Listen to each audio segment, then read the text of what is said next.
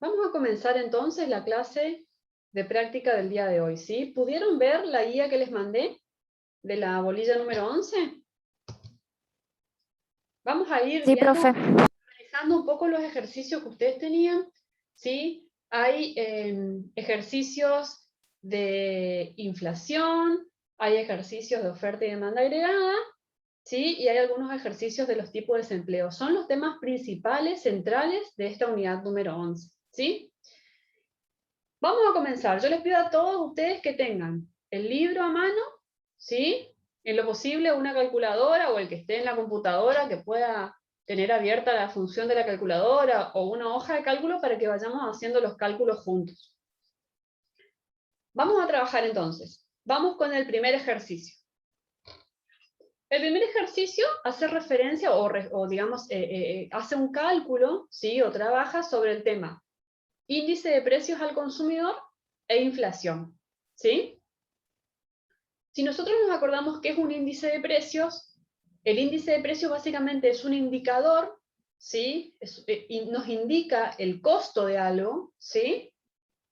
Y se utiliza para poder evaluar cómo evolucionó, ¿sí? Una variable a lo largo del tiempo en términos reales, ¿sí? Es decir, el índice de precios va a ser un indicador que me va a ver, en este caso el índice de precio al consumidor, me va a permitir evaluar cómo evolucionó el valor de una canasta de bienes a lo largo de un tiempo, ¿sí? En términos reales. ¿Qué quiere decir cuando yo digo en términos reales? ¿A qué me estoy refiriendo? ¿Qué les parece? ¿O cuál es la diferencia entre lo real y lo nominal? ¿Se acuerdan? ¿Por qué a mí me interesa hacer un análisis en términos reales? ¿O cuál es la diferencia de hacer un análisis en términos reales y en términos nominales?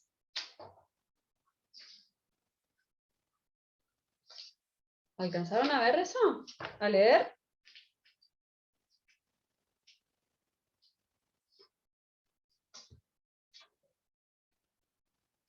Recuerden que cuando nosotros hablamos en términos reales, ¿sí? Lo que estamos haciendo es analizando la evolución, en este caso, de las cantidades de los bienes.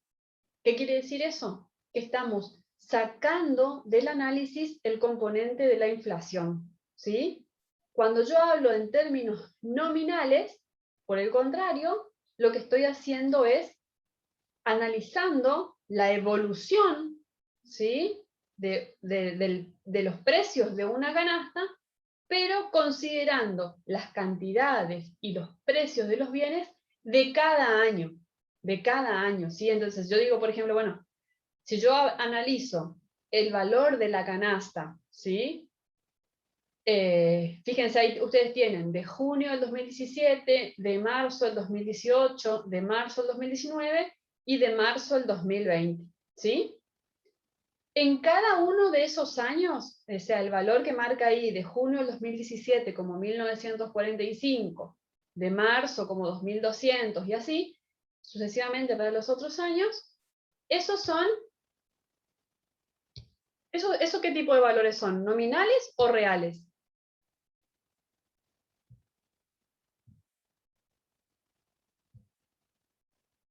¿Qué les parece?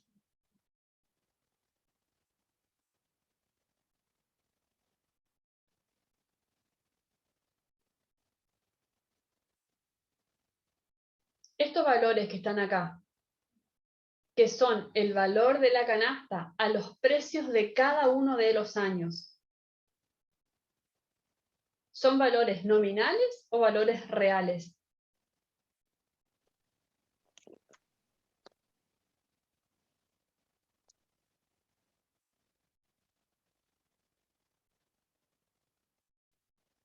¿Qué les parece? Nominales, dice Flor, ¿sí? Son nominales. ¿Y por qué son nominales? Son nominales porque se calcularon, ¿sí? Se calcularon a los precios de cada uno de estos años. Es decir, la canasta de junio del 2017 se calculó como cantidades del 2017 por precios del 2017. ¿Sí?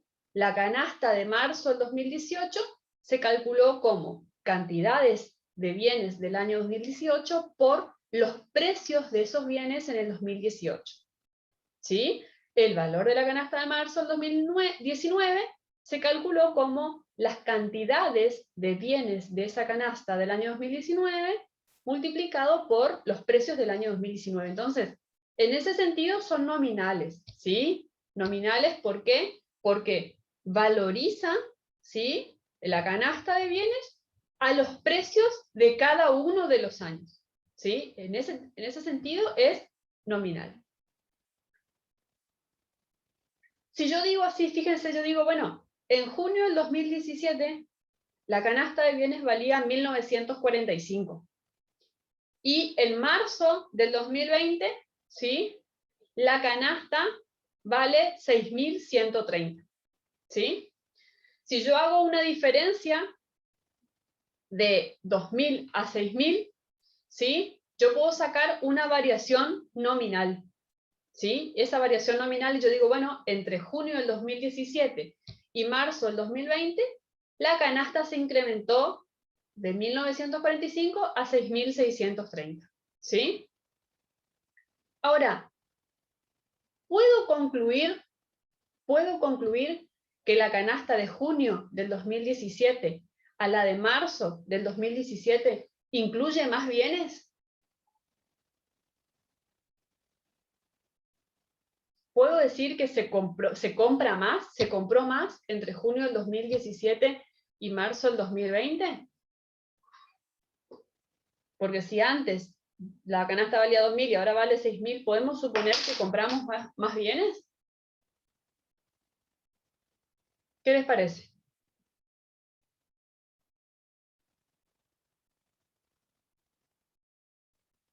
No, dice Karen. ¿Por qué, Karen, no? ¿Por qué no podemos hacer esa conclusión?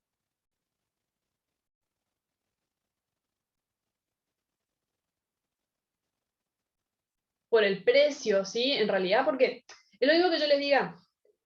En junio del 2017, para comprar una canasta de determinados bienes, ustedes pagaban 1.945 pesos a canasta, ¿sí? Hoy, o sea, marzo del 2020, esa canasta vale 6.130. Yo les preguntaría, ¿están comprando la misma cantidad de bienes? Y ustedes no sabrían decirme sí o sí, no me sabrían responder cómo variaron las cantidades, porque como dice Karen, el precio no es fijo. ¿Qué quiere decir que el precio no sea fijo? ¿Cómo se llama ese problema macroeconómico cuando los precios aumentan sostenidamente? ¿Cuál sería el nombre técnico, el nombre que le damos en economía?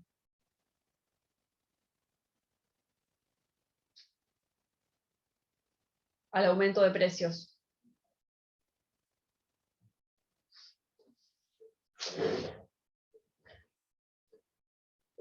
¿Cómo se llama? La inflación, ¿sí? Entonces, en un contexto inflacionario, yo no puedo concluir si entre un periodo y otro aumentaron las cantidades, ¿sí? Porque precisamente hay un componente del factor precio que me puede estar indicando que en realidad lo que aumentaron son los precios y no las cantidades. Por eso se hace necesario realizar un análisis de variación real. ¿Qué quiere decir análisis de variación real? Quiere decir poder identificar, ¿sí?, cuál ha sido la variación de los bienes sacando el componente de la inflación, ¿sí? Sacando la variación de los precios, ¿sí? Entonces, si yo hago el análisis desde una variación real, sí voy a poder concluir si aumentaron las cantidades, ¿sí? Porque como yo le voy a sacar el efecto de los precios, digamos, esa información, ese indicador me va a estar representando mejor la realidad, ¿sí? ¿Y cómo voy a hacer eso? Lo que hago para poder hacer un análisis real es evaluar solamente las cantidades de cada uno de estos años, es decir, de junio del 2017, de marzo del 2018, de marzo del 2019 y de marzo del 2020, pero lo que voy a hacer es, de alguna forma, fijar el precio del año 2017. Fijar el precio. Nosotros en economía a eso le llamamos precio base, ¿sí? Un precio base es considerar un año de referencia, ¿sí? Y llevar todos los precios de los demás bienes, llevarlos a ese año. Eso es un año base, ¿sí? Un año de referencia. De esa forma nosotros estamos eliminando el componente de la inflación, estamos generando índices de precios que me calculen la inflación, ¿sí? Entonces, el primer punto del ejercicio le decía, considerando los precios de junio, ahí viene de junio del 2017 como año base, o sea, nuestra base va a ser 1945, ¿sí? Considerando junio del 2017 como año base, le pide que calculen los índices de precio para los otros 3 años, ¿sí? Calcule los índices de precio para marzo del 2018, marzo del 2019 y marzo del 2020, ¿sí? ¿Alguien pudo identificar en el libro dónde está eso?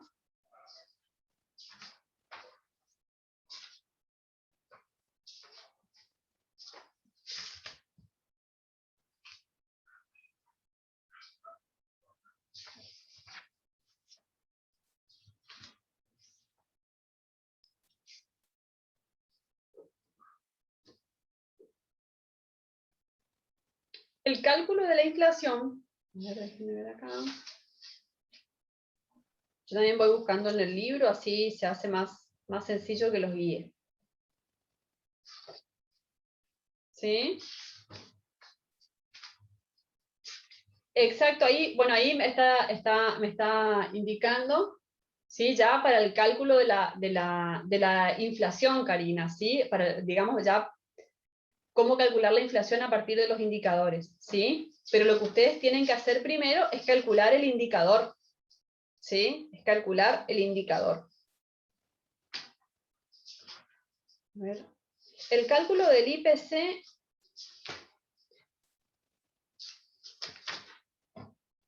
Déjenme ver si no estaba en el capítulo anterior. En realidad el cálculo del IPC, ¿no? Porque después la inflación sí lo tenemos ahí en el capítulo 11. 196.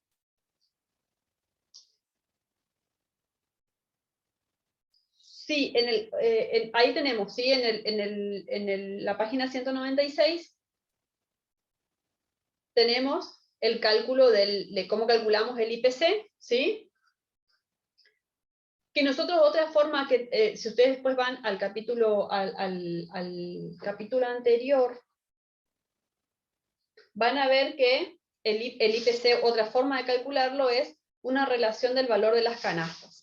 Ya lo voy a encontrar, ¿sí? Ya lo voy a encontrar.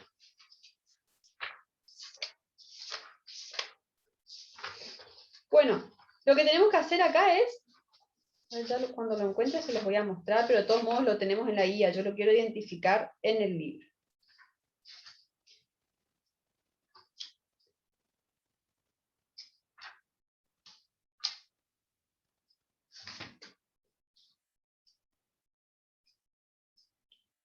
Cuando uno busca...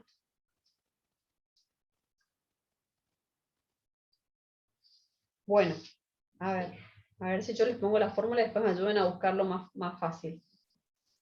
¿Sí? El índice de precios al consumidor lo podemos calcular así, ¿sí? Que esto incluso también lo tienen en la guía de clase, ¿sí?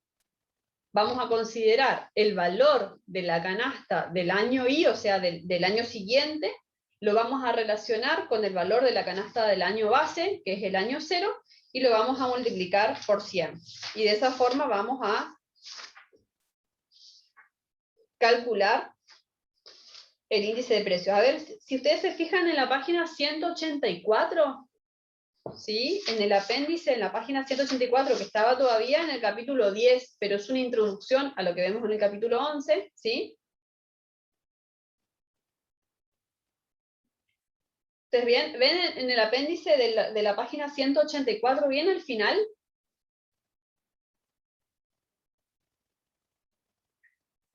Bueno, ahí si ustedes ven, en ese apéndice hay un ejemplo, ¿sí? De cómo calcular el IPC a partir del valor de las canastas, ¿sí? La otra que está en la página 196 es como una forma más desagregada, ¿sí? Porque lo que hace es, toma el precio del año 1, ¿sí? O sea, cada uno de los precios de cada año lo divide por su precio y lo multiplica por un coeficiente del año base. Es una forma más desagregada, pero vamos a tomar el cálculo, para poder calcular el IPC de estas canastas, vamos a tomar la página 184, ¿sí?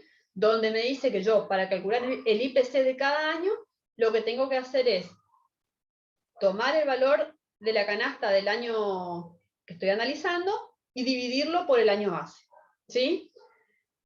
¿Cuál sería el índice de precios para el año 2017?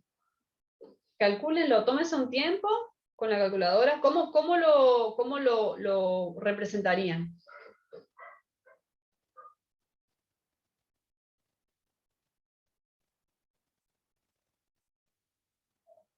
Les doy unos minutitos.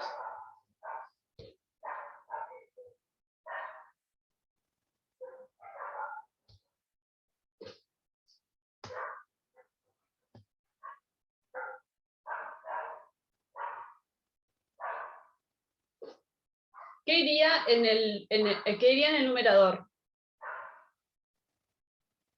Tenemos que calcularlo para cada año, ¿sí? Para cada periodo. Bien, iría el costo para el año 2017, vamos a poner el costo de la canasta del año 2017, que es 1945,75, ¿sí? ¿Y qué iría en el denominador? ¿Cuál es el año cero? El año base.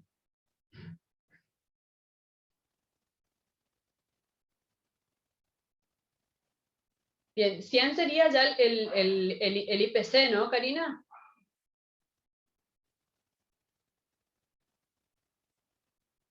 No, fíjense que ahí el ejercicio les dice, considerando los precios de junio del 2017 como año base, ¿sí? Entonces, para todos los casos, el año base que se toma, o sea, el año de referencia es el 2017, ¿sí?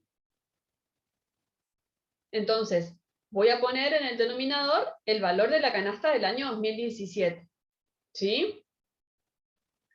Y eso lo voy a multiplicar por 100, como dice la fórmula. ¿Cuánto les da el IPC para el año 2017?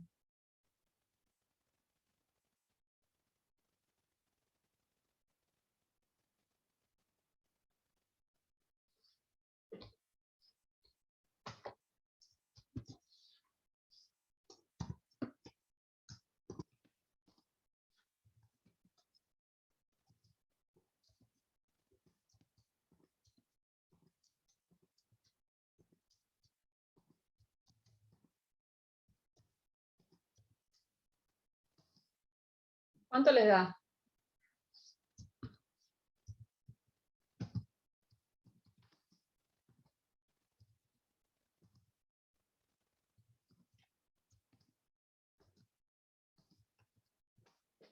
Fíjense ahí lo que les escribí en el chat. Yo digo que para el año 2017 el índice de precios al consumidor va a ser el valor de la canasta del año Y, que en realidad ahora yo estoy analizando el 2017, entonces es el valor de la canasta del año 2017, dividido el valor de la canasta del año base, que en este caso coincide que es el año 2017, y lo voy a multiplicar por 100. ¿Cuánto me da eso?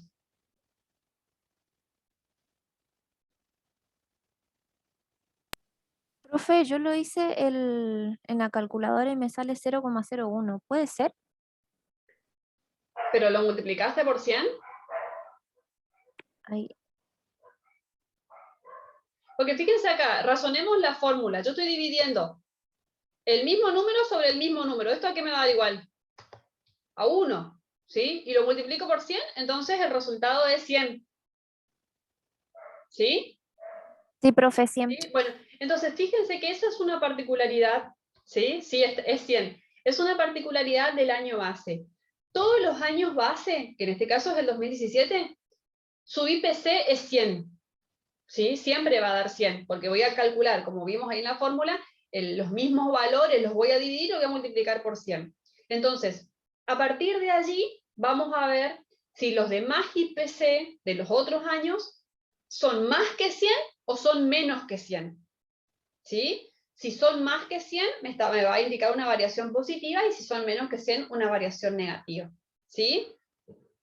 Pero bueno, eso es una particularidad. Para el año base, siempre su IPC va a ser 100.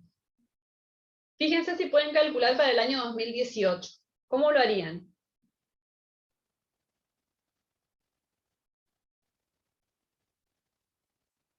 ¿Cómo sería para el año 2018?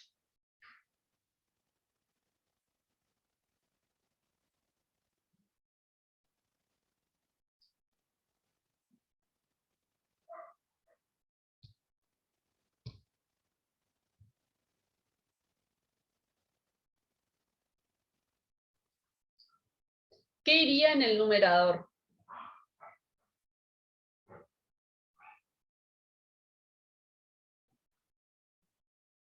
¿Qué pondrían arriba? ¿El valor de la canasta de qué año?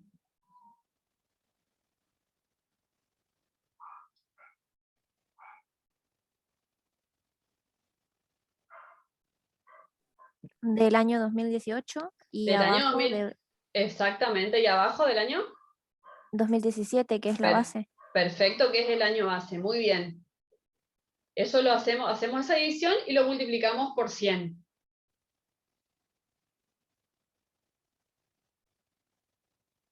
¿Sí?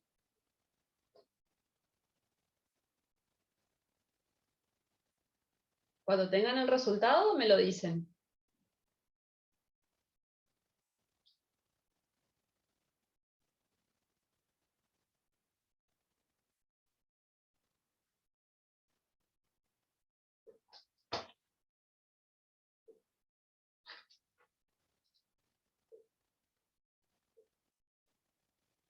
$114,07. ¿Sí? ¿Coincidimos en ese valor?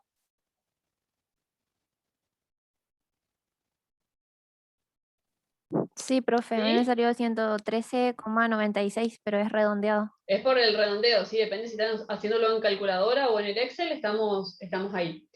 Bueno, y lo mismo vamos a hacer para el año 2019 y para el año 2020. ¿Sí? Vamos a hacer ese mismo cálculo. Vamos a encontrar de esa manera los diferentes índices de precio. ¿Sí? Ustedes lo van a hacer después, lo van a hacer. Fíjense, acá tenemos esto que decíamos recién, la base 100.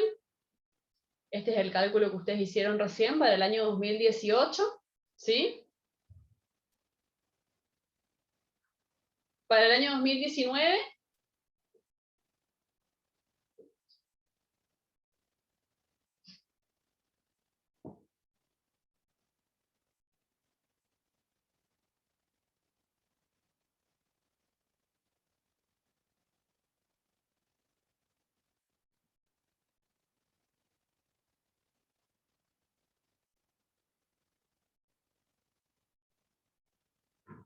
cuando tengan, me lo dicen.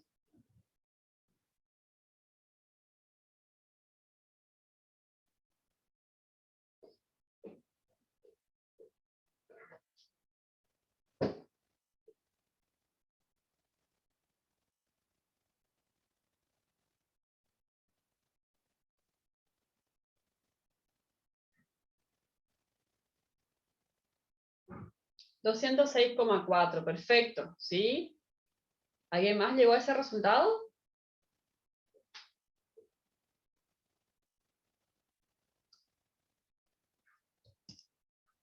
Perfecto, ¿sí? Que es eso que tienen ahí en la pantalla, ¿sí? Y si hacemos lo mismo para el año 2020, vamos a ver que vamos a obtener un IPC igual a 315,1,10, ¿sí? Y ustedes me dirán, si ese indicador, ¿qué representa, no? ¿Qué significa ese IPC? Y por sí solo no significa nada, ¿sí? Por sí solo no representa nada. Es un indicador que lo que me va a permitir es compararlos entre ellos, ¿sí? Analizar las variaciones que hubieron entre los indicadores para determinar cuál fue la evolución de los precios, para poder determinar el nivel de la inflación, ¿sí? Por sí solo, si usted me dice, profe, ¿qué significa que en el 2019 el IPC fue 206? Y no tiene un significado, ¿sí? Ahora vamos a ver cuál es el uso que se le da al IPC para poder hacer el cálculo de la inflación, ¿sí? Fíjense, ahí yo les hice un pequeño resumencito más donde tenemos en unas columnas los valores de las canastas y en otra columna el índice de precios al consumidor de cada año, que como les dije, por sí solo no nos demuestra nada, ¿sí? Pero fíjense que en el punto B del ejercicio les decía que con los datos del ejercicio anterior, o sea, con el cálculo del IPC que hicimos, estimemos, ¿sí?, la tasa de inflación entre marzo del 2020 y marzo del 2019. ¿Sí? Y acá sí, para hacer digamos, un análisis o para determinar el nivel de inflación, yo necesito el IPC, ¿sí? Que fue lo que calculamos anteriormente. Esta fórmula sí es la que ustedes tienen en la página 195 del libro, ¿sí? Que es cómo calculamos la tasa de inflación, es decir, cómo calculamos ese porcentaje que me marca cómo ha evolucionado el nivel general de precios en un año.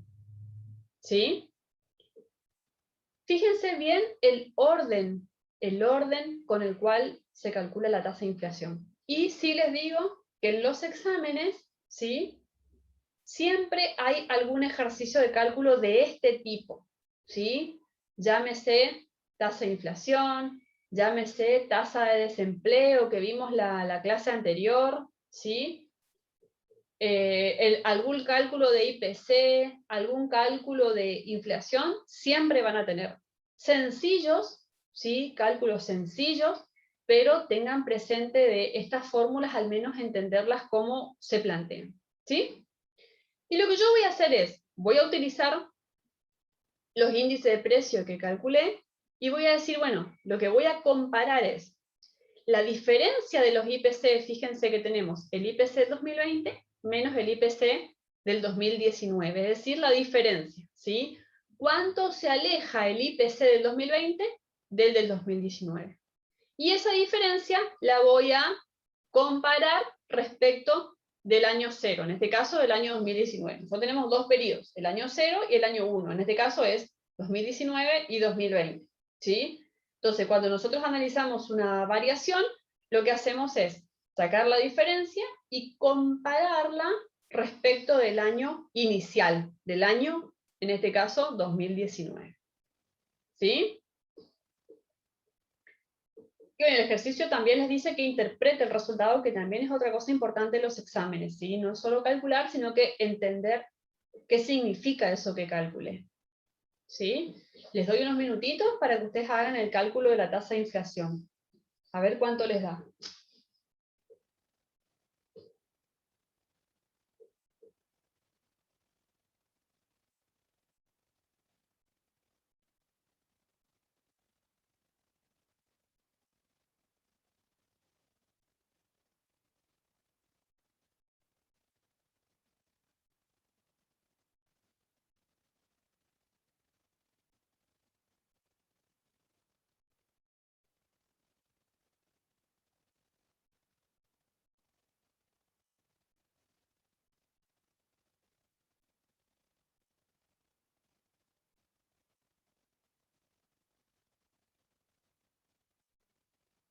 ¿Qué pondrían en el numerador? ¿Qué pondrían en la parte de arriba de la fórmula?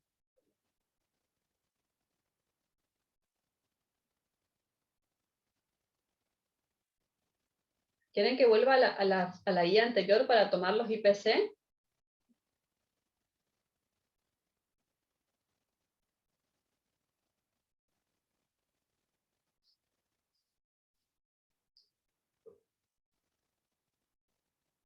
Perfecto, ahí Karina dice, el IPC del año 2020 había salido a 315, ¿sí? Creo que era 1, no me acuerdo acá. 315,1 o 315 redondeado. El IPC del 2019 fue 206, que también redondeado, o si no lo tomamos con los decimales, y a eso lo divido por 206. Y efectivamente, sí, acá lo tienen con decimales, pero como dice Karina, podemos decir que la tasa de inflación, ¿sí? La inflación interanual entre el marzo del 2020 y marzo del 2019 fue 52,7%, 53%. ¿Cómo ustedes interpretan ese resultado? ¿Cómo se animaría alguien a contarme cómo interpretaría? Y yo les preguntara, bueno, ¿qué significa? ¿Qué significa que la tasa de inflación te haya dado un 53%? ¿Cómo lo explican?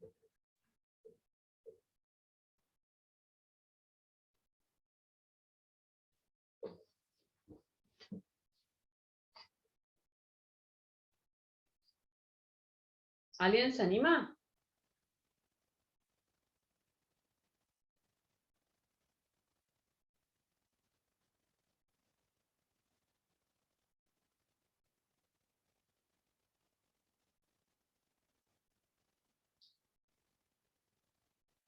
¿Qué me está representando ese 53%?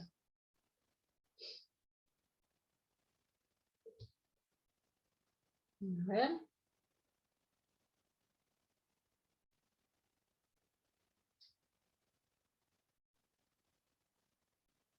¿Qué les parece?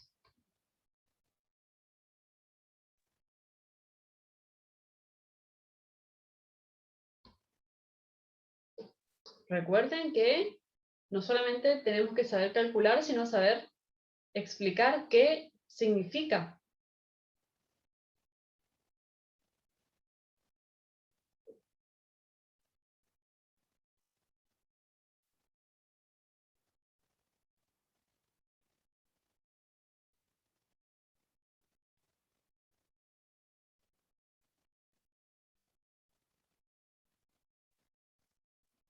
¿No? Yo les voy a dejar les dejo una interpretación donde ustedes podrían decir, bueno, de acuerdo a los cálculos realizados, entre el mes de marzo del 2020 y marzo del 2019, se produjo una inflación del 52,7%, es decir, que el nivel general de precios en este periodo se incrementó en dicho porcentaje. Para poder responder a este tipo de justificación, tenemos que ir al concepto de inflación. Y la inflación mostraba a mí el aumento sostenido y generalizado en el nivel de precios. Entonces, si yo calculé el porcentaje de inflación, lo que me está mostrando es precisamente cómo variaron los precios, ¿sí?, entre un periodo y otro. ¿Se entiende la interpretación del porcentaje?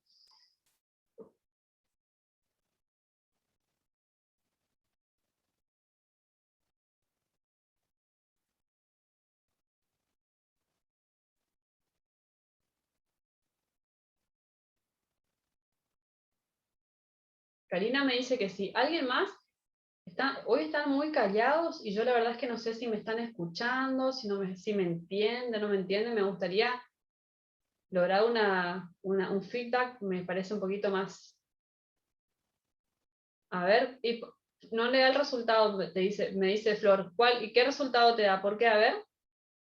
¿Cómo estás ubicando los IPC?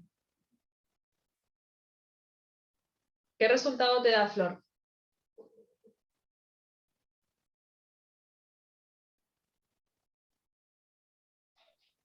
Profe, ahí vuelvo a hacer y le digo cuánto me dio.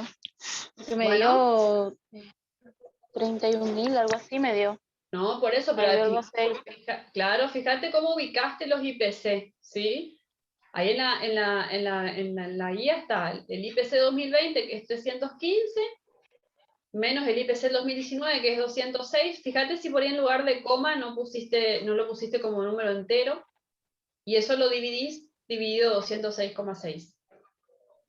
Profe, los de arriba, los que se resta, tiene que poner en paréntesis. Ahí le va a salir. Ah, por eso hay que ver cómo lo estás cargando. No sé si estás en calculadora, Flor, o estás en Excel. En calculadora, profe. Sí, bueno, entonces tenés que, como dice la compañera, como te dice Daniela, primero tenés que hacer la resta. Si tenés calculadora científica, poner la resta entre paréntesis. Eso lo dividís por 206,6 y luego el resultado lo multiplicás por 100, porque si lo cargas todo junto, no te toma, digamos, agrupa Ahí los me, datos. ahí me salió. ¿Ahí Me dio? salió Bueno, 200, per- que es 52,75. perfecto, perfecto. Gracias. Ahora, pregunta, ¿queda claro cómo interpretamos ese resultado? Sí, a mí sí me quedó claro, ¿Sí? profe. Entonces, el porcentaje que ustedes calculen de inflación, lo que van a decir es que la inflación entre tal periodo y tal periodo fue el tanto por ciento, o si no pueden decir, otra forma de decir lo mismo, es decir, que entre tal periodo y tal periodo, el nivel general de precios se aumentó en un tanto por ciento. Y esto es súper importante, chicas. Chicas, me atrevo a decirle a todas chicas, porque creo que hoy no tenemos varones, ¿no? Díganme si me equivoco, porque por ahí alguien se siente ofendido. ¿Estoy viendo que hoy somos todas mujeres? Bueno, les decía, es súper importante la interpretación, ¿sí? Es otra cosa que vemos todos los años en los exámenes, que los chicos saben calcular, pero no saben qué significa. Y, vuelvo a repetir, es lo mismo que nada. Si yo estoy haciendo un cálculo por hacerlo, porque me acuerdo la fórmula, pero no sé qué significa, mi ejercicio no va a estar bien, ¿sí? Y mi examen no va a estar bien. Lo que yo necesito es razonar y entender qué representa ese porcentaje. ¿Sí? ¿Se entiende? Va para todos, ¿se entiende? Sí, profe, se entendió. Perfecto. Avancemos entonces. El ejercicio número 2 es un ejercicio de oferta y demanda agregada, ¿sí? Estos ejercicios de oferta y demanda agregada básicamente son muy parecidos, por no decir idénticos, a los ejercicios que nosotros veíamos en la parte micro, ¿sí? Cuando vimos la bolilla de mercado, ¿sí? ¿Cuál es la diferencia? Primero que estamos hablando a nivel macro, por lo tanto, el nivel de agregación es distinto. Acá ya estamos hablando de los gastos que realizan todos los agentes en una economía, por un lado, que representa la demanda agregada, y por otro lado, el total de producción, ¿sí? O de bienes que se ofrecen en el mercado y que representa la oferta agregada. Por otro lado, nosotros vimos en esta bolilla que la interacción entre la oferta agregada y la demanda agregada me determina un equilibrio. Igual, eso sucedía igual que en microeconomía. ¿Cuál es la diferencia de este equilibrio? Digamos, las variables que me determinan, ¿sí? Fíjense que cuando analizamos la oferta y la demanda agregada, en el equilibrio se determinan dos variables que son ¿cuáles?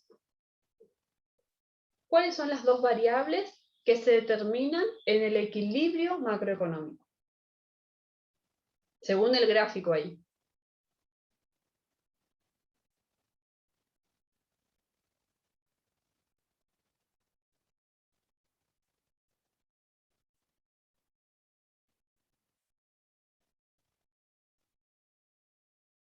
¿El producto y el precio, profe?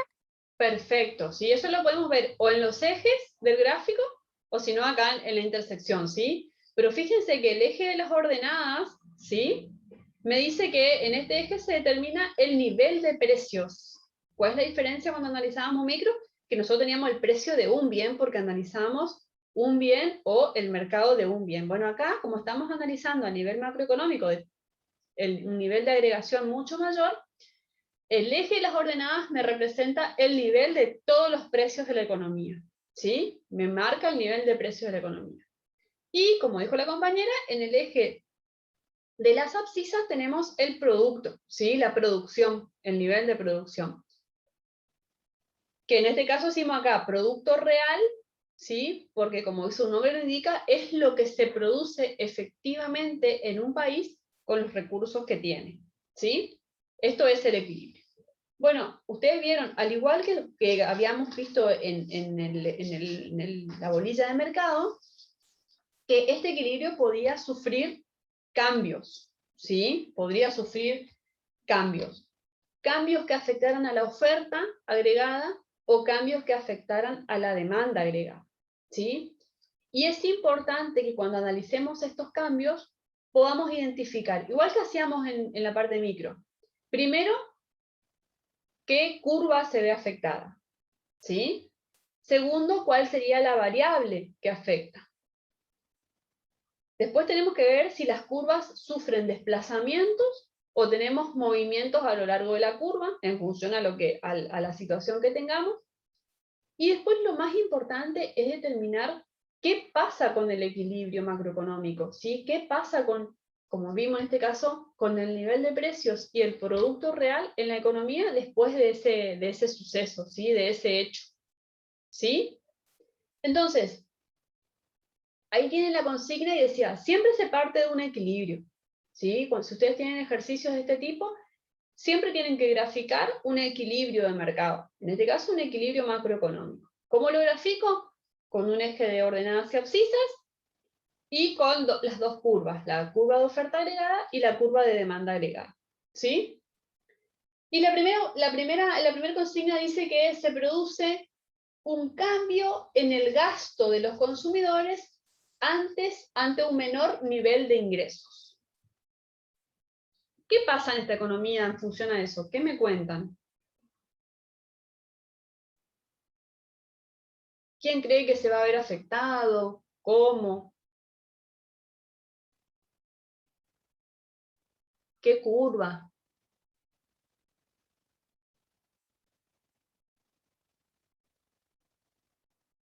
En el de la demanda, profe.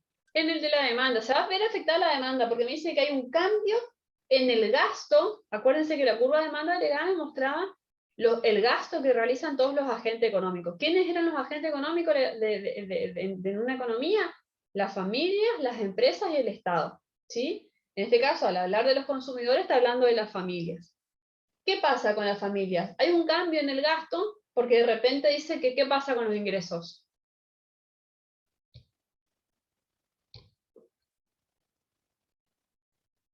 ¿Cómo va a ser ese cambio? Los ingresos disminuyen. Y si los ingresos disminuyen, ¿las familias van a gastar más o menos? Menos. ¿Y entonces qué va a pasar con la curva de demanda agregada si las familias gastan menos? ¿Qué va a suceder? ¿Se va a contraer o se va a expandir?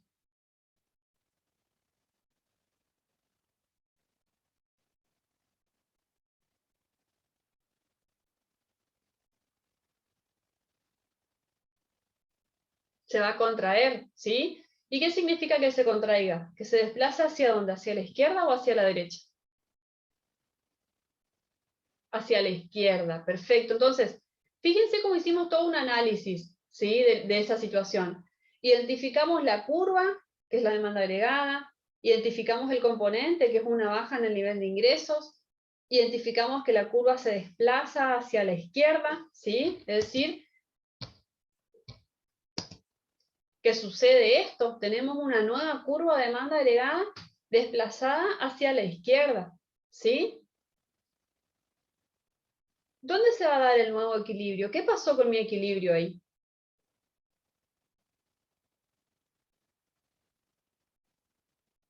¿Cuál va a ser el nuevo equilibrio?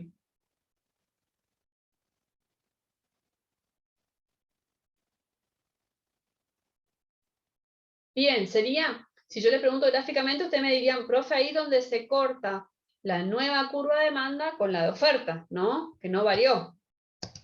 Sería acá, ¿sí? En ese nuevo punto, donde la curva de demanda se corrió, me va a determinar mi nuevo equilibrio, ¿sí? Y como bien dijo Karina, ahora la pregunta clave es, ¿qué pasa en la economía ante ese hecho?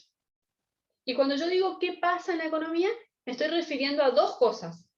¿Qué pasa con el nivel de precios, que era una de las variables, y qué pasa con el producto real?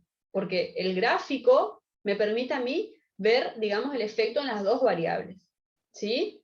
Y como bien dijo Karina, mi equilibrio se corre a un precio menor. ¿Y cuál es el otro efecto? Ese es el efecto en los precios.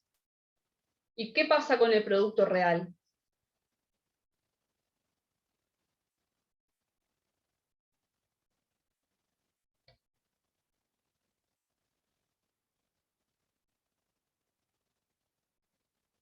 ¿Qué pasa con el producto real en ese nuevo equilibrio? ¿Es mayor? ¿Es menor?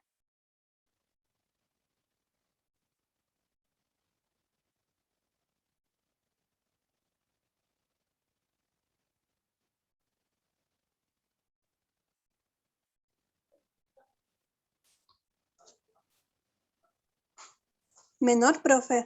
Es menor. Fíjense acá, ahí en el gráfico, a ver, ahí. A ver. Opa, perdón, me fui mucho. Acá.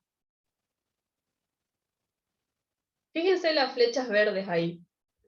El precio bajó, pero la cantidad, la producción real que antes era I sub 0, ahora pasa a ser I sub 1. Entonces, también disminuyó.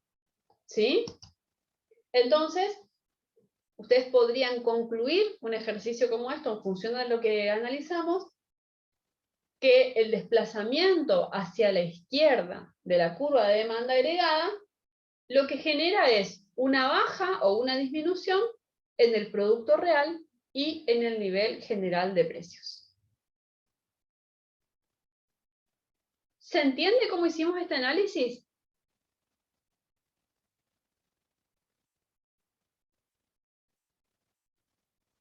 ¿Se entiende por qué se desplaza? ¿Se entiende por qué cambian las variables? ¿Cómo cambian?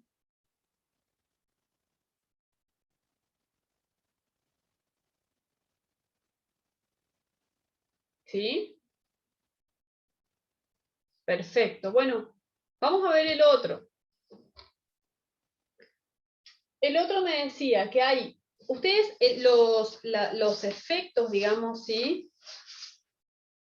Esto que estamos viendo de cómo se cambia, cómo varía la demanda agregada o la oferta agregada, lo tienen en la página 202, 203, ¿sí? En esas dos páginas, ahí hablan de los desplazamientos de las curvas de demanda agregada y oferta agregada, ¿sí? Y ahí dice cuáles serían los posibles, digamos, los posibles hechos por los cuales se desplace la demanda o los posibles hechos por los cuales se desplace la oferta agregada, ¿sí? Página 202, 203. Bueno, en este caso, ¿qué dice? Impulso de la innovación tecnológica para los procesos productivos del país. ¿A quién creen que va a afectar esta situación? ¿A la oferta agregada o a la demanda agregada?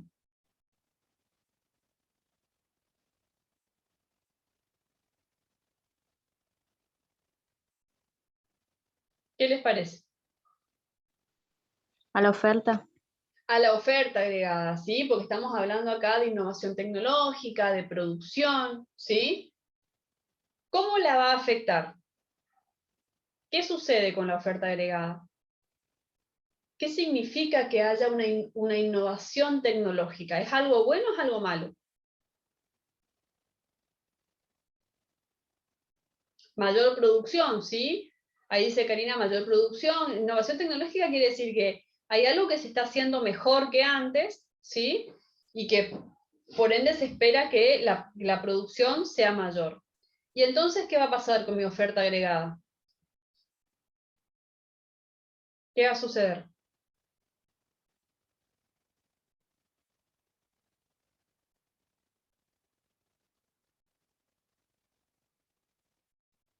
La oferta agregada va a aumentar, ¿sí? Gráficamente, ¿qué significa? Gráficamente, ¿cómo voy a representar ese aumento de la oferta agregada? ¿Se va a desplazar, profe? Perfecto, la oferta agregada va a sufrir un desplazamiento hacia la derecha. Acuérdense que todos los efectos positivos provocan desplazamiento hacia la derecha, y tanto de la oferta como la demanda, ¿no? Y todos los efectos negativos provocan desplazamientos hacia la izquierda. tanto de la oferta como la demanda. En este caso hay un aumento de la oferta por la innovación, porque se espera que aumente la producción, y entonces la curva de oferta agregada se desplaza hacia la derecha. ¿Sí? ¿Qué sucede con el equilibrio? ¿Dónde va a estar el nuevo equilibrio?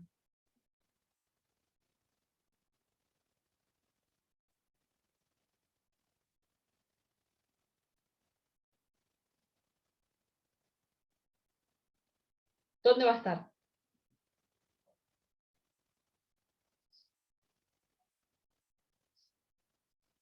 Perfecto, en el cruzamiento de las curvas, sería en el cruzamiento acá, ¿no? De la nueva curva de oferta agregada con la curva de demanda agregada que no se modificó. Entonces yo tengo un nuevo equilibrio, ¿sí? ¿Qué sucede en ese nuevo equilibrio con el nivel de precios y la producción real?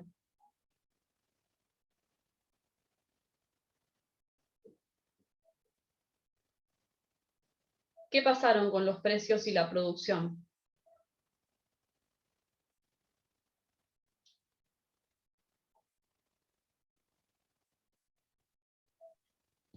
La producción real aumentó Ujú. y el nivel de precios disminuyó. Perfecto, ¿sí? Bien, fíjense, si lo vemos acá, el nivel de precio respecto al precio de equilibrio inicial bajó, como dijo la compañera, y la producción real subió. Ese es el efecto final que tiene este hecho en esta economía, ¿sí? Y si yo lo tengo que escribir, yo lo tengo que explicar, puede ser algo como decir, bueno, el desplazamiento de la curva de oferta agregada hacia la derecha, ¿sí? Provoca un aumento en el producto real y una disminución en el nivel de precios. ¿Sí? ¿Se entiende?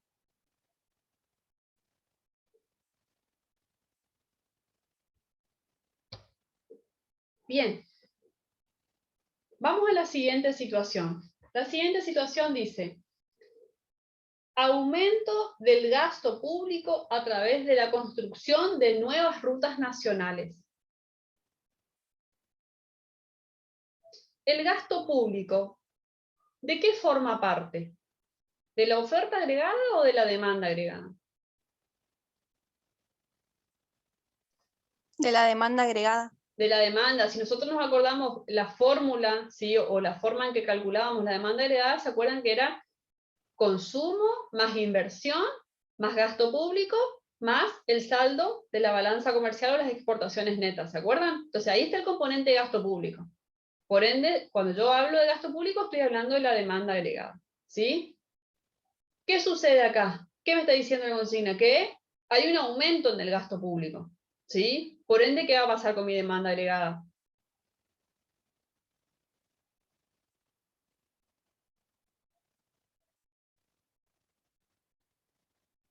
¿Qué va a pasar? ¿Va a aumentar? ¿Va a bajar?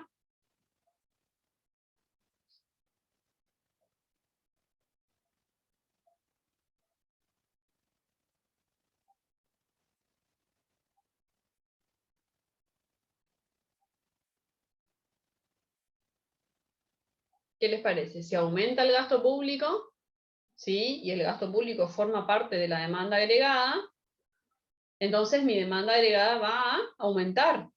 ¿Sí? Perfecto, aumenta. ¿Qué pasa entonces con la curva de demanda agregada? ¿Cómo lo represento?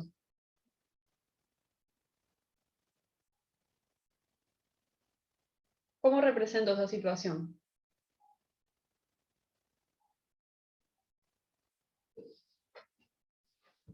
Perfecto, la curva de demanda se va a desplazar hacia la derecha. ¿Sí? Hago el desplazamiento de la curva de demanda y determino mi nuevo equilibrio. ¿Sí? ¿Dónde va a estar ese nuevo equilibrio? Como ustedes hoy me dijeron, en el punto donde se cortan la nueva curva de demanda con la curva de oferta que no se modificó. ¿Sí? Y mirando el gráfico así, ¿qué me pueden decir del efecto final? ¿Cuál es el efecto sobre el nivel de precios y el producto real de ese hecho?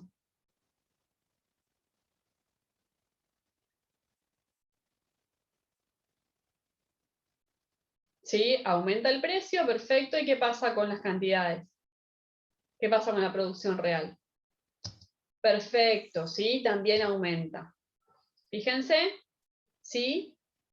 Un desplazamiento de la curva de demanda agregada hacia la derecha provoca un incremento en el nivel de precios y en el producto real, en la producción real. ¿Sí? ¿Se entiende hasta ahí? Sí, profe. Bien, vamos con el último. El último me decía, aumentos generales en los costos de producción de las empresas. Hay un aumento en la estructura, o sea, hay una variación en la estructura de costos que hace que estos se eleven. ¿Qué fuerza del mercado se va a ver afectada? ¿La demanda agregada o la oferta agregada?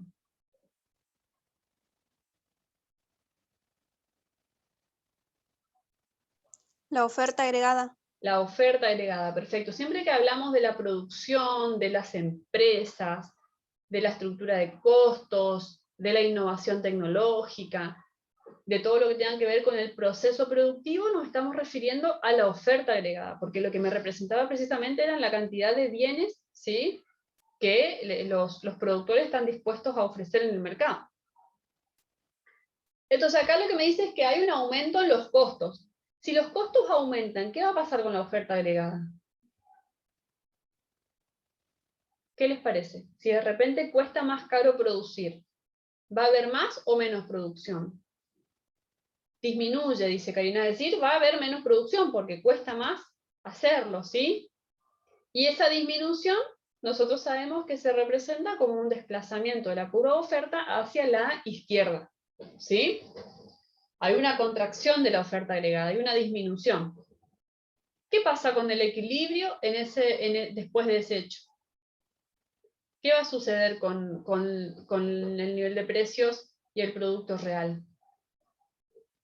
¿Qué disminuye, Karina?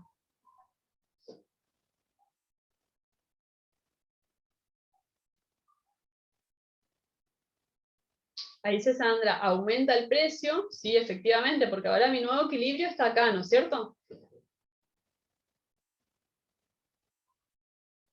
Perfecto, ¿sí? Disminuye la producción o el producto real, ¿sí? Y aumenta el precio. Ese es el efecto que genera una disminución, perdón, de la oferta agregada y el desplazamiento de la curva hacia la izquierda, ¿sí?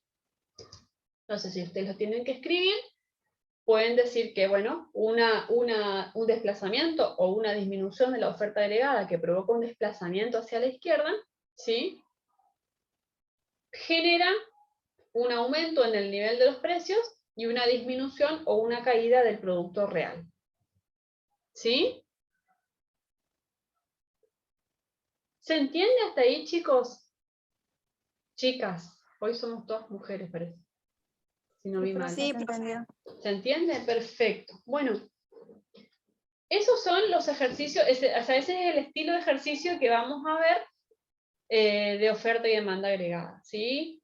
Como les dije, son muy parecidos a los que habíamos visto en micro, por supuesto hablando en términos agregados, pero no tiene, digamos, más vuelta que esto que vimos, analizar la curva que se desplaza y ver el efecto final, ¿sí?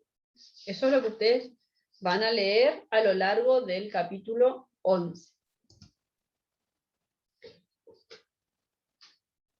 Y el último tema troncal de esta orilla es el tema de desempleo, que ustedes terminaron de ver, habían comenzado a ver con el profe Rodrigo en la teoría y después conmigo terminaron de ver la parte de las teorías explicativas y de las políticas que buscan disminuir el desempleo. ¿Se acuerdan?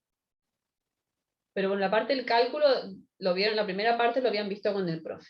Si yo acá les hice una tablita nomás para ubicarnos, para ver cómo se clasifica la población, ¿sí? Para que a ustedes les sea, por ahí, no sé si, ojalá que les facilite la comprensión, ¿sí?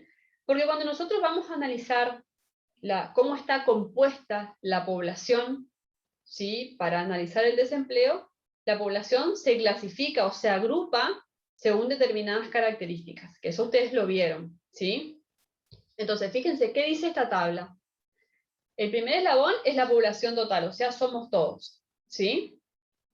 Esa población total se divide primeramente en población activa, o lo que también vamos a leer como población económicamente activa, que es la PEA, y por otro lado, la población inactiva.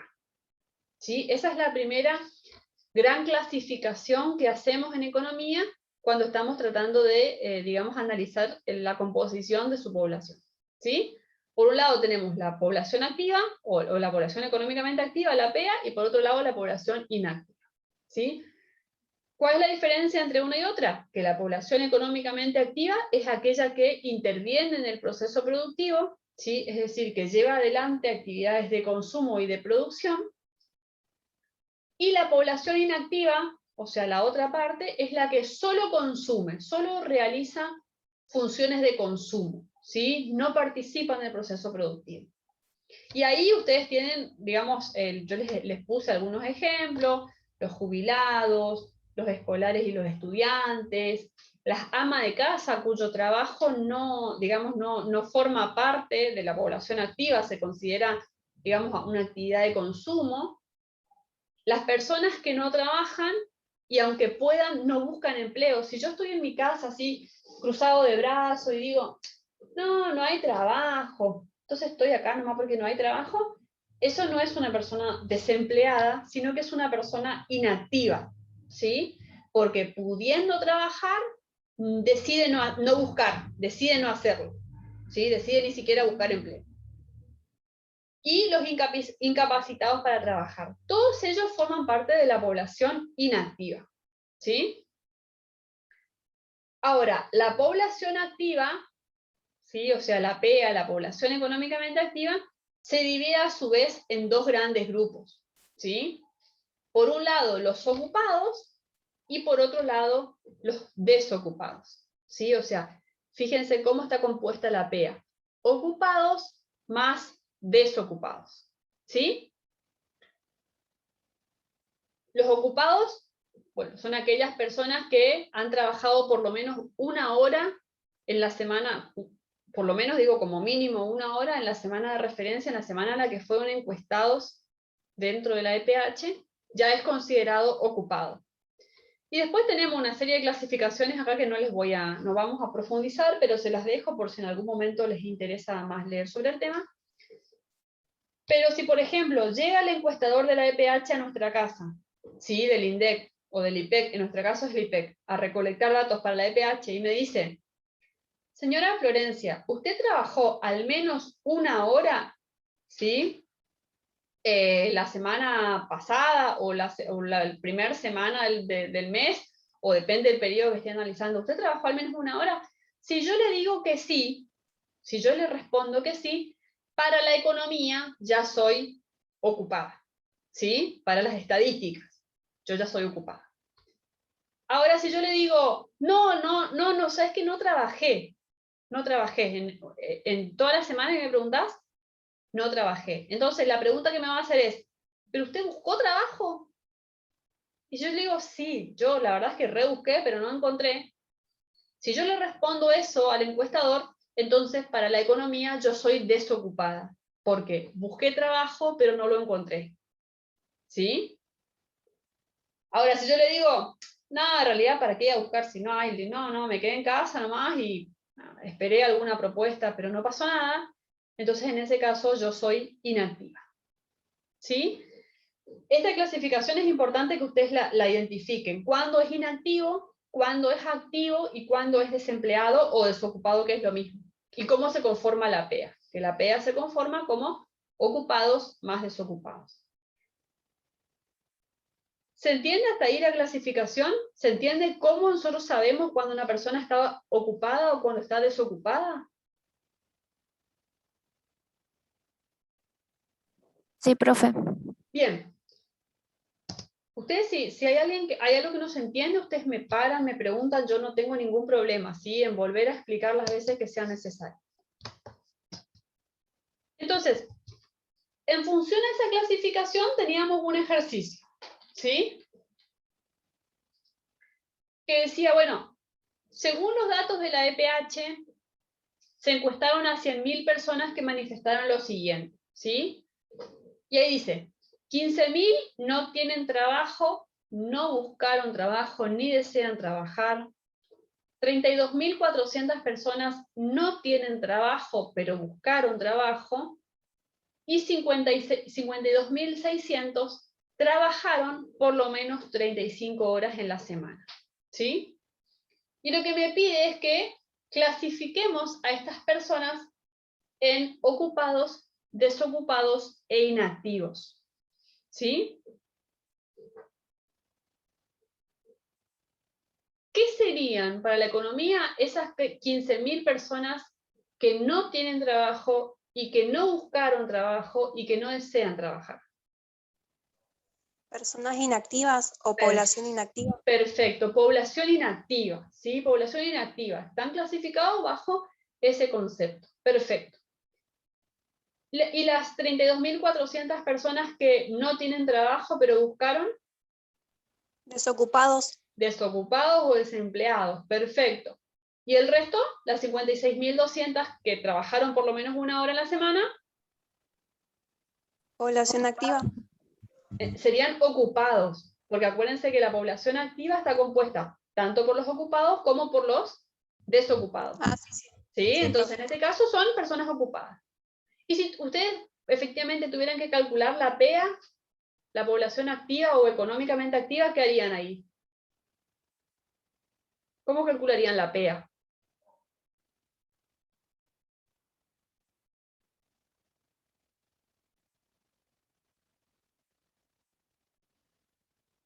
Acá, si yo me voy al gráfico anterior, fíjense que la PEA, ¿sí? La población activa o población económicamente activa, ¿sí? ¿A quién incluye?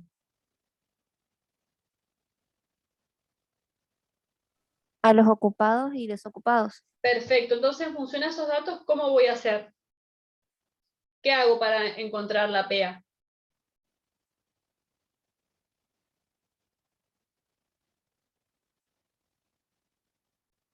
¿Cómo obtengo? ¿O cuánto sería? ¿Cuánto sería la PEA?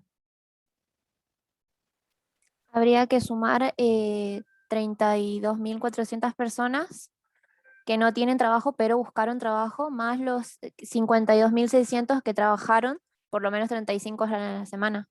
Perfecto, ¿sí? Entonces yo para calcular la PEA, lo que tengo que hacer es sumar los ocupados más los desocupados, ¿sí? O digamos, otra opción ahí es le resto los inactivos. Esa es otra opción, Karina. ¿A quién le voy a restar los inactivos para encontrar la PEA?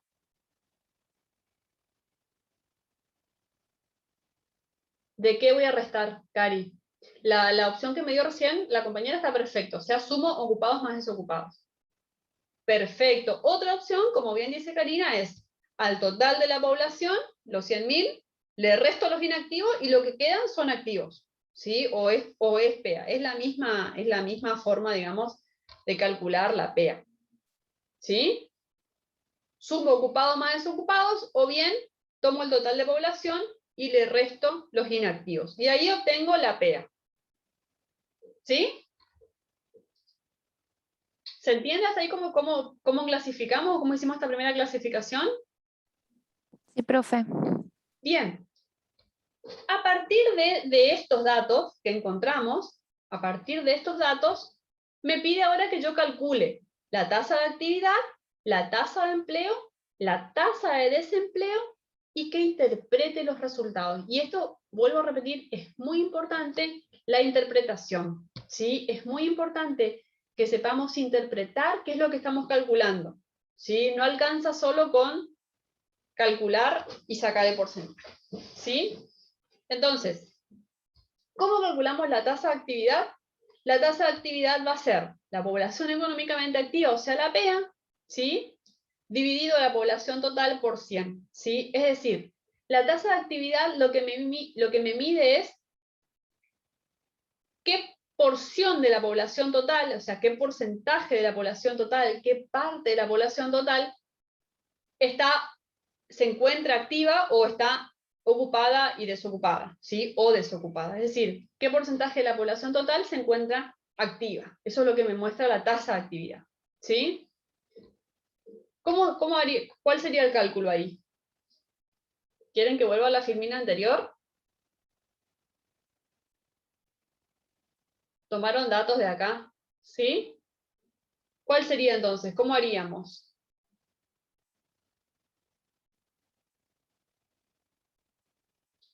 PEA sería 85.000, perfecto, dividido los 100.000 por 100, ¿sí? La tasa para sacar el porcentaje me da por 100, ¿sí?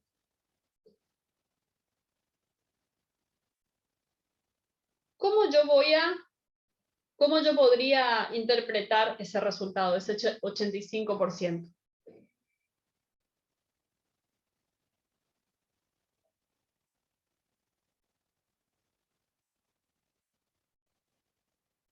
Fíjense que si yo lo analizo en términos acá de la fórmula, este 85% me estaría indicando que el 85% de la población total es activa. ¿Sí? El 85% de la población total forma parte, ¿sí?, de la población económicamente activa. Perfecto, ahí me dice, sí, justo del total de los encuestados, el 85% son activos. Está perfecto. Otra forma es esta, ¿sí?, de hablarlo en tanto por uno, que es otra forma de decir lo mismo, ¿no?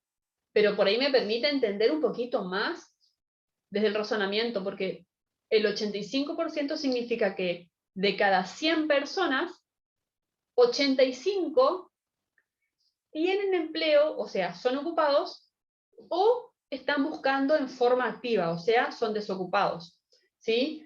¿Por qué explicamos así? Porque recuerden que la PEA estaba formado por los ocupados más los desocupados, ¿sí? Entonces, dentro de este porcentaje, dentro de este 85%, hay que conforma la PEA, hay gente ocupada y gente desocupada, o sea, hay gente que está laburando, que está trabajando, y también hay gente que está buscando trabajo activamente y que no lo consigue. ¿Se entiende esta forma de interpretar acá abajo? Cuando digo que de cada 100 personas, 85 tienen empleo. Bien, es otra forma de decir lo mismo, no quiere decir que si ustedes ponen ese resultado en el examen esté mal. Si ustedes dicen que de total de encuestado el 85% son activos, está bien. O si no, ustedes me pueden decir que del total de encuestados, el 85% son personas que están ocupadas o que están buscando activamente trabajo. ¿Sí? Son formas distintas pero está bueno que ustedes tengan un abanico de respuestas, porque la interpretación siempre tiene que estar en los exámenes. ¿Sí? Luego me pide que calcule la tasa de empleo. ¿Sí? La tasa de empleo lo calculábamos como población ocupada dividida población total por 100. ¿Sí? También me mide qué porcentaje de la población total, ¿sí?, está ocupada, o dicho de otra forma, trabajó al menos una hora en la semana de referencia, que es la definición que vimos de ocupados. ¿Sí? Cuando lo puedan calcular, me dicen.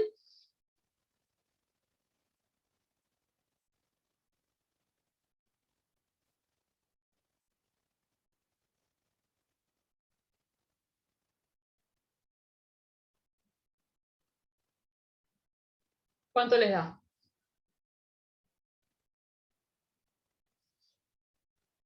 ¿Quieren que volvamos a la tabla de valores? La población ocupada era 52.600, ¿sí? Y la población total, 100.000.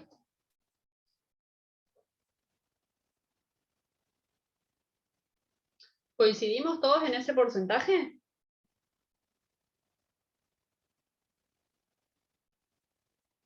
Bien. ¿Cómo interpretamos eso?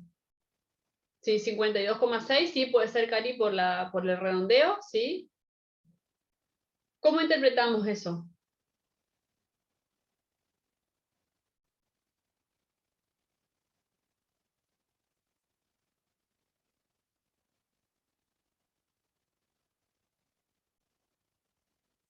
Podemos decir, como decíamos recién, hablarlo en términos porcentuales y decir que el 53% de la población total se encuentra ocupada, ¿sí? Acá estamos, Cari, con la población ocupada, ocupado, perfecto. O bien, como dice Karina, ¿sí? De cada 100 personas, 53 se encuentran ocupadas. ¿Sí? Perfecto. O si yo quiero hacer más explícito mi concepto, así, bueno, de cada 100 personas, 53 personas trabajaron al menos 1 hora en la semana de referencia, porque ese es el concepto de ocupados. Eso es otra forma de interpretar. ¿Sí? ¿Se entiende?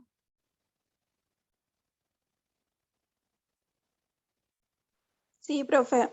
Perfecto. Y vamos con el último, que bueno, es la tasa de desocupación o desempleo, que es digamos lo que nos convoca, ¿sí?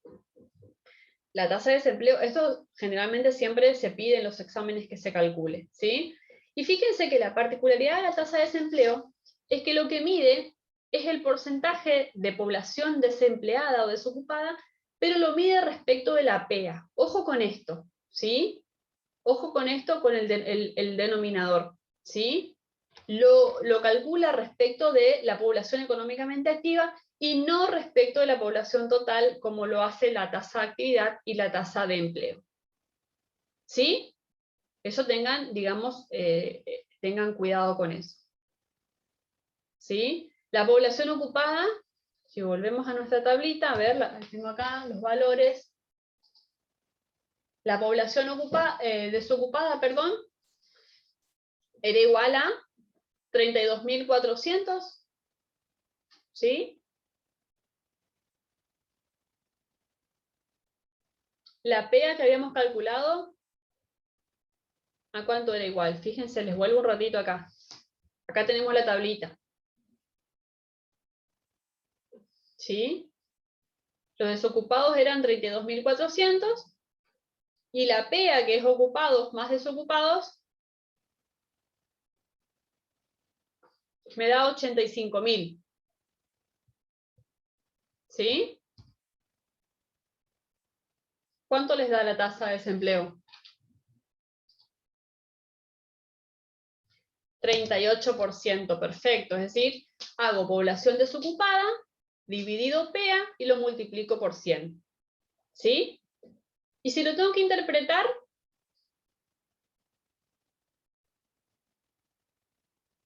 ¿cómo lo interpreto?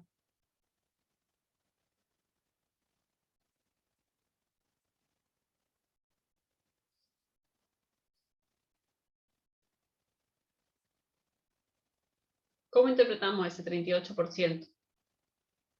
De cada 100 personas, 38 personas son desocupados o están buscando... No, sí, desocupados, son desocupados. Pero de cada 100, en realidad, de cada 100 personas, ¿de qué tipo? Eso ahí es donde tenemos que prestar atención, porque estamos hablando de cada 100 personas que conforman ¿qué cosa?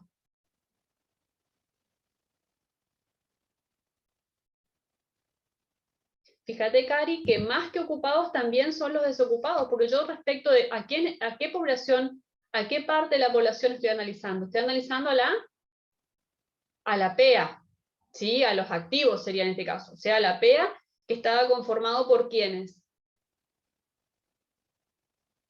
¿Por quién está conformada la PEA? Ocupados y desocupados. Ocupados y desocupados. Perfectamente, perfecto. Entonces, lo que vamos a decir es que de cada 100 personas, ¿sí? Podemos decirlo así, en términos generales podemos decir que de cada 100 personas que conforman la PEA, ¿sí? 38 están, ¿cómo? Desocupados, perfecto, ¿sí? Y después ahí les hice algo como un poquito más elaborado y puedo decir que de cada 100 personas que están en condiciones de tener de cada 100 personas que están en condiciones de tener un empleo, que están trabajando, o que lo están buscando, 38 no tienen trabajo. ¿Sí? Pero es básicamente decir lo mismo, ¿sí? De cada 100 personas, acá en realidad les voy a, permítanme, acá lo tengo que, les voy a mostrar qué es lo que voy a cambiar. porque acá, en realidad, no se me permite modificar acá, es que tenemos que de cada 100 personas, ¿sí?, que están trabajando, porque en realidad la PEA está formada por personas que están trabajando, ¿sí?, que están trabajando o están en condiciones de tener empleo y lo están buscando, 38 están sin trabajo. ¿Se entiende el cambio que hice ahí? ¿Qué me faltaba ahí? Me faltaba incluir a los que están ocupados, a los que efectivamente están trabajando, porque la PEA incluye a los dos, tanto a los que están ocupados como a los que están desocupados. ¿Sí? Entonces, como yo estoy verificando el porcentaje de población respecto de la PEA, que no tiene trabajo, puedo decir que de cada 100 personas que están trabajando o que están en condiciones de tener un empleo y lo están buscando, 38 están sin trabajo. ¿Se entiende?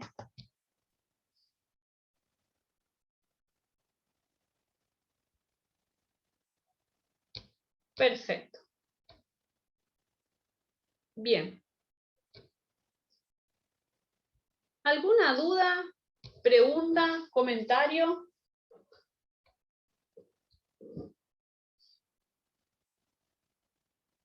¿No?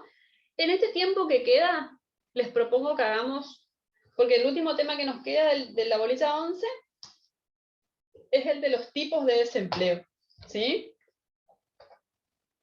Ustedes vieron cuando analizaron desempleo con el profe que teníamos diferentes tipos de desempleo,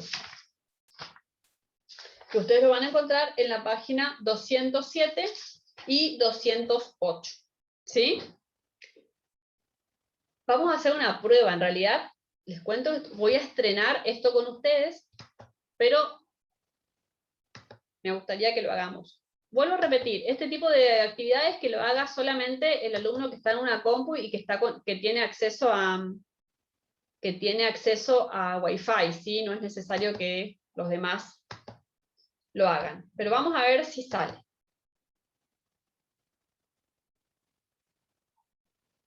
A ver. Vamos, ustedes van a tener que entrar, al igual que hicieron la clase pasada, a una página donde yo les voy a decir e ingresar un código.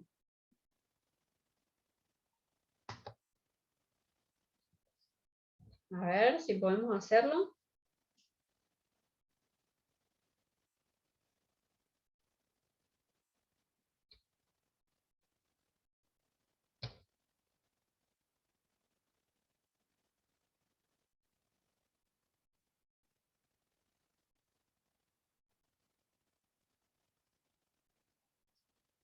Este quiero creer que es un poquito mejorado del que hicimos la clase anterior. Fíjense, tienen que entrar ahí donde dice, ven que dice, a ver, yo les voy a poner la página.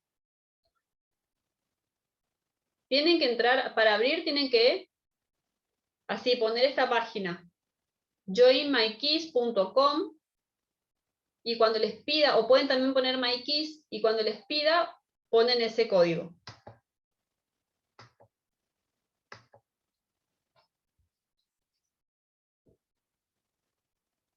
A ver, el que se quiera sumar.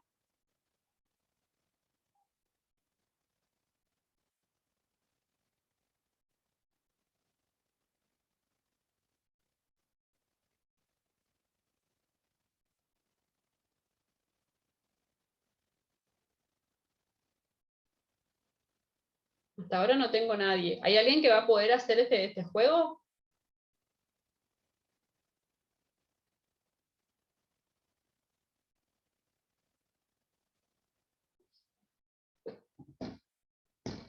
¿Sí? Abriendo una página de internet, lo que deberían poner es Join My Keys, así como está. Ahí se sumó Daniela, Bueno, no importa, Flor, los que están desde el celu, no se preocupen. A ver, ¿quién más? ¿Alguien más aparte de Daniela?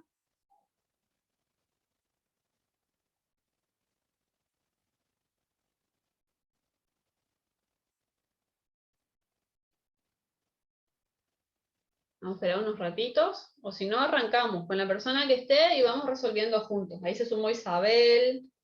Perfecto. A ver. ¿Hay alguien más que va a ingresar? ¿Así lo esperamos?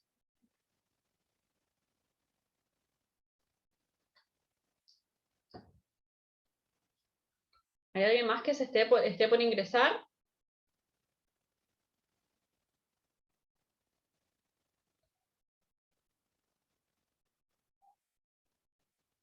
Ahí. Se sumó Noelia.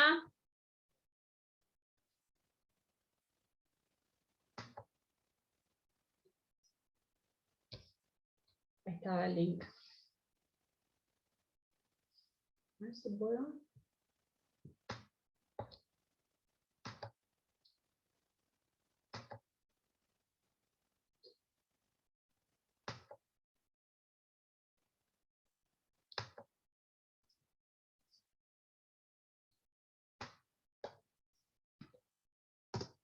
Ahí está el link, si alguien quiere entrar. Ahí se sumó Alejandro.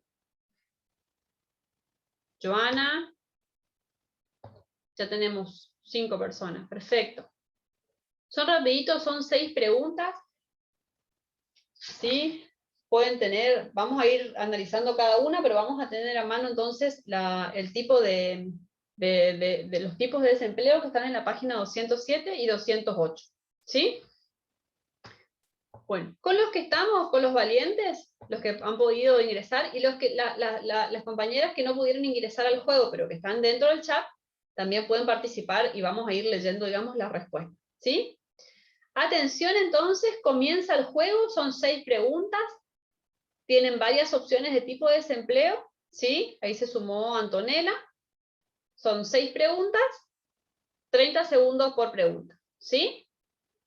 Comenzamos con los que estamos, porque ya nos queda poquito tiempo. A ver.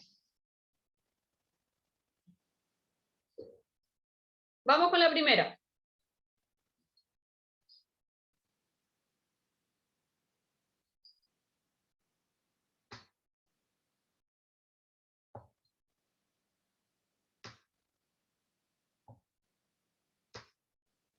La caída en la actividad económica del país, sumado a la falta de acuerdos en las paritarias, ha llevado a las grandes cadenas a realizar ajustes en su planta de personal. ¿Qué tipo de desempleo es?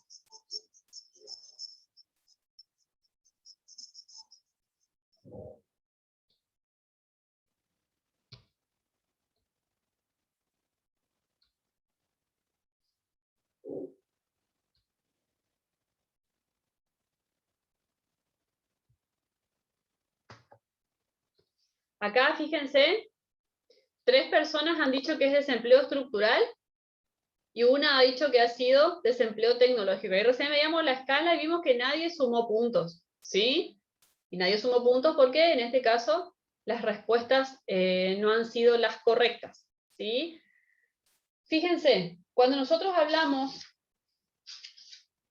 de este tipo de desempleo que está asociado a la actividad económica del país, ¿sí? Está asociado a el nivel de actividad en la economía. En este caso hay una cuestión de paritarias, ¿sí? Todo eso forma parte del tipo de desempleo cíclico. Y yo les voy a leer lo que dice el libro. El libro dice, el desempleo cíclico tiene lugar cuando los trabajadores y en general los factores productivos quedan ociosos debido a que el gasto de la economía durante ciertos periodos a lo largo del tiempo es insuficiente para dar empleo. ¿Sí? Entonces acá dentro del desempleo cíclico hay un tipo de desempleo que está ligado a la actividad económica, a los factores productivos, al uso de los factores productivos. ¿Sí? Por eso no es ni estructural ni tecnológico. ¿Sí? ¿Se entiende? ¿Se entiende por qué es cíclico? ¿Sí? ¿Se entiende por qué es cíclico?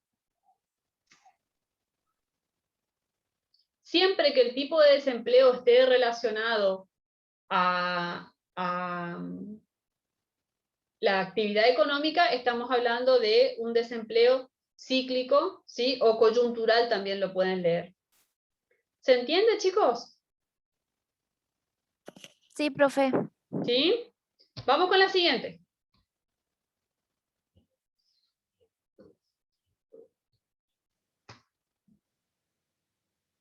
Aumenta el número de médicos que renuncian a sus puestos debido a la atractiva oferta laboral en el vecino país de Brasil.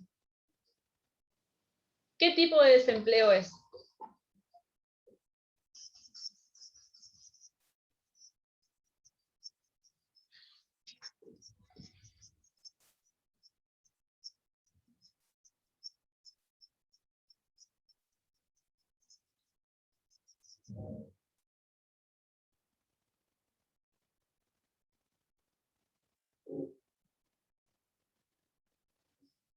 Ahí tenemos en la tabla, ¿sí? Acá Noelia ascendió en el podio, ¿sí? Hay alguien que habló de desempleo cíclico, alguien que habló de desempleo friccional y alguien que habló de desempleo estructural o tecnológico, ¿sí? Y efectivamente, ¿sí? La respuesta correcta, así como lo tiene marcadito en verde ahí, es desempleo friccional, ¿sí? El libro respecto al desempleo friccional dice lo siguiente: está ligado al funcionamiento normal del mercado de trabajo y se origina cuando los trabajadores dejan sus puestos para buscar otro, ya sea porque algunas empresas están atravesando una crisis y achicando sus planteles, o porque miembros de la fuerza laboral emplean cierto tiempo buscando un nuevo trabajo hasta que los consiguen. El desempleo friccional es precisamente ese desempleo aceptable o ese desempleo normal que hablábamos nosotros en la teoría de la semana pasada, donde hay un periodo de tiempo relativamente corto donde las personas dejan su empleo para buscar algo mejor, para buscar alguna otra alternativa. Y en este caso los médicos que renunciaban a la oferta laboral acá en la provincia tenían un pequeño tiempo en el cual no tenían trabajo, pero lo hicieron para poder tener una posibilidad mejor en el vecino país. Entonces, ese tipo de desempleo se lo denomina friccional. ¿Se entiende? ¿Se entiende? Vamos a la que sigue.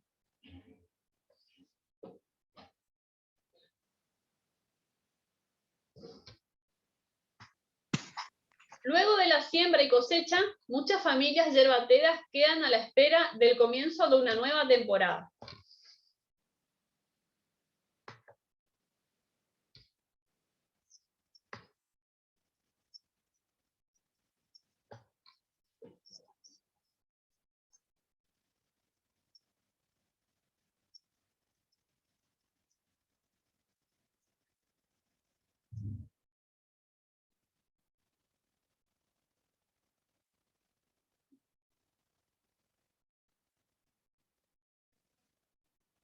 Bueno, acá hubo un cambio, ¿no?, en el podio.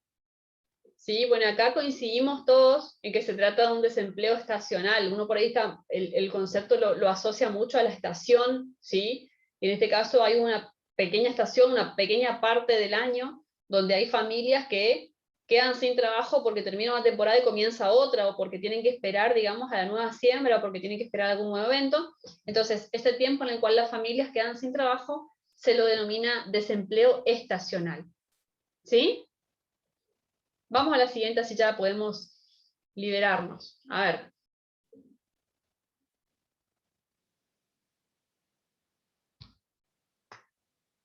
Aumenta la demanda de jóvenes profesionales y expertos en ingeniería con un gran número de vacantes que no logran ser cubiertas.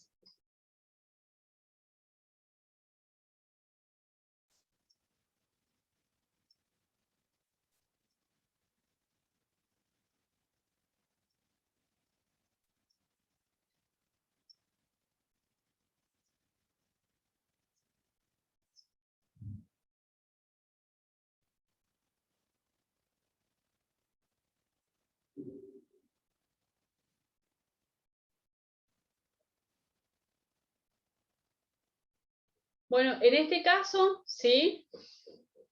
Este tipo de desempleo, como han coincidido la mayoría, es un desempleo estructural, ¿sí?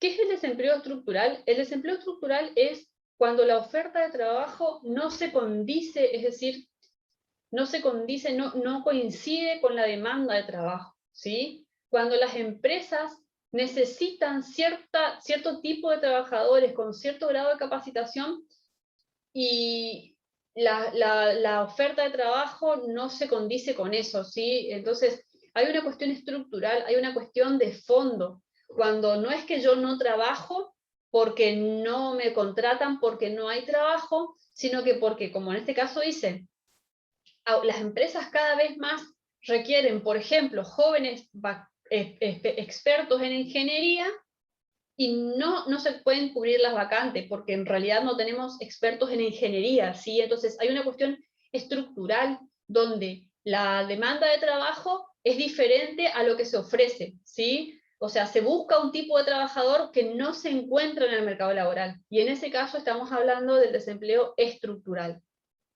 ¿Sí? ¿Se entiende? Pues cuando es la diferencia entre estructural y cíclico. Cuando hablamos de desempleo cíclico, estamos hablando de un desempleo que está ligado a la actividad económica, a los ciclos, que eso también ustedes lo vieron en la teoría, los ciclos de una economía. Tenemos ciclos donde tenemos expansión, o sea, estamos en expansión, en una etapa decreciente, el ciclo, ¿sí? Y en ese tiempo el desempleo tiende a subir, y después hay periodos donde tenemos recesión, donde empieza una caída de la producción, donde las fábricas empiezan a cerrar porque no pueden cubrir sus costos, ¿sí? Ese periodo de recesión, ¿sí? O de caída del ciclo hace que el desempleo aumente. Entonces, ese desempleo que está ligado a la actividad productiva de un país es el desempleo cíclico. Pero cuando hablamos de desempleo estructural, hay un desempleo más profundo, más de fondo, que no tiene que ver con la actividad económica, sino que tiene que ver con las características de la oferta y la demanda de trabajo.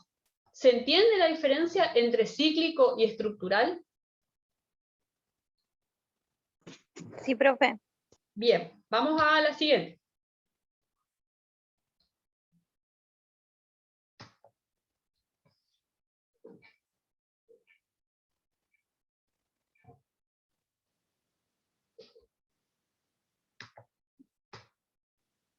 Nueva máquina ensambladora de autopartes reemplazará a 30 puestos de trabajo en más de 1000 fábricas.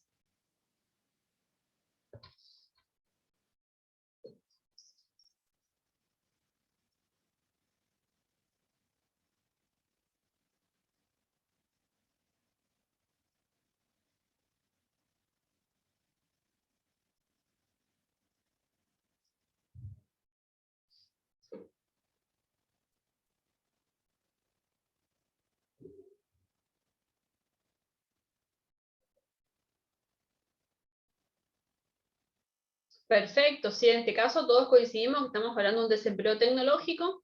Ese desempleo tecnológico está asociado al hecho de que la tecnología venga a reemplazar la fuerza laboral, ¿sí? Venga a reemplazar el trabajo del hombre. Entonces, cuando una máquina desplaza el trabajo del hombre, estamos hablando de desempleo tecnológico. ¿Sí? Perfecto. Y vamos, creo que es con la última, así ya cerramos.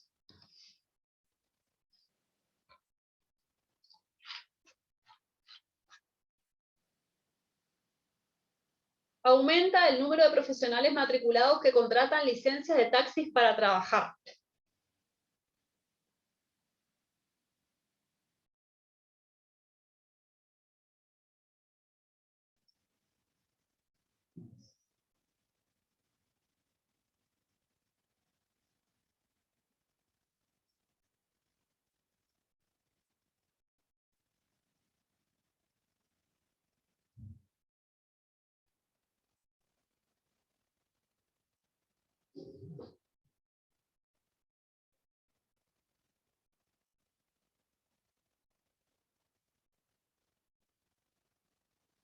Bien, bueno, en este caso, eso no está justamente en esta edición de Mochoni y Becker, pero a mí me pareció interesante que ustedes lo conozcan, este tipo de desempleo, porque pueden llegar a leer algo respecto de eso. El desempleo disfrazado es cuando hay una persona que recibió cierta capacitación y como no consigue trabajo de lo que estudió, de lo que capacitó, no le queda otra más que trabajar en alguna otra cosa. Y entonces nosotros tenemos un montón, por ejemplo, podemos tener abogados o podemos tener, no sé, diferentes profesionales realizando una actividad que no necesariamente tienen que ver con su formación, ¿sí? Y a ese desempleo se lo llama desempleo disfrazado, ¿sí? Perfecto, y con esto vamos a ver si me tira al GIS el tablero. A ver.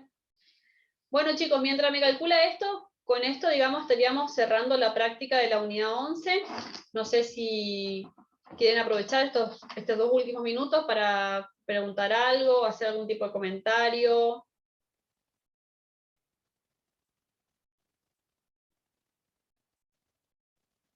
Algo que no haya quedado claro.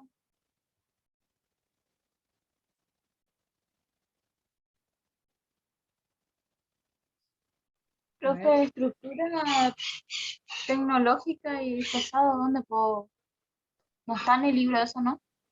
No, por eso, el de tecnológico y disfrazado, en esta edición de Mochón y Becker no está, pero bueno, me pareció interesante que ustedes lo vean, pero bueno, tomen, digamos, como para referencia, refuercen lo que está en el libro, ¿sí? La diferencia sobre todo entre friccional, tecnológico, que sí habla, cíclico y estructural son los tipos principales. Pero bueno, no quise dejar de nombrarles también el tecnológico y el disfrazado porque puede ser que en algún momento lo lean y está bueno que por lo menos sepan de qué se trata esos otros tipos de desempleo. ¿Sí? Acá me tiró el resumen por preguntas y el podio. Bueno. Me hubiera gustado ver cómo quedaba el podio, pero no estoy pudiendo determinarlo. Ya lo voy a descubrir y después le voy a contar. Pero bueno, les agradezco a los que han participado en la actividad. Y bueno, con esto estamos cerrando la clase de la unidad de hoy, ¿sí? La clase práctica. Y no sé, si ya no tienen ninguna otra pregunta, entonces podemos dar por finalizada la clase. Gracias, profe. Gracias a ustedes por participar. Gracias. Ahí yo les subo al aula virtual el link de las grabaciones de las clases, ¿sí? Que las tengo pendientes. ¿Sí? Que tengan una buena semana y nos encontramos, si Dios quiere, la próxima semana.